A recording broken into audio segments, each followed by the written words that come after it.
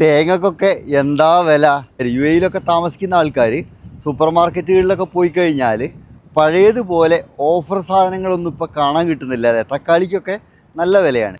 ഈ ഒരു സമയം മുതലെടുത്തിട്ട് അമിത ലാഭത്തിൽ വിൽക്കുകയാണെന്ന് ഒരുവിധ ആൾക്കാർക്കൊക്കെ തോന്നുന്നുണ്ടാവും. ഇത് തെറ്റായ ധാരണയാണ്.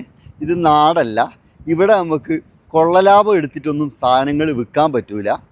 പഴയതുപോലെയല്ല, സാധനങ്ങൾ വരുന്നത് ഒരുപാട് എക്സ്പെൻസ് ആയിട്ടാണ്. ഇപ്പോൾ ആദ്യമൊക്കെ വന്നതിനേക്കാട്ടിലും കൂടുതൽ ചിലവ് കൂടിയിട്ടാണ് ആളുകൾക്ക് സാധനം കിട്ടുന്നത്. ഇപ്പോൾ തുച്ഛമായ ലാഭം എടുത്തിട്ടാണ് കച്ചവടക്കാരൊക്കെ സാധനങ്ങൾ വിൽക്കുന്നത്. പ്രത്യേകിച്ച് ഇന്ത്യയിൽ നിന്ന് വരുന്ന പച്ചക്കറി സാധനങ്ങളൊക്കെ.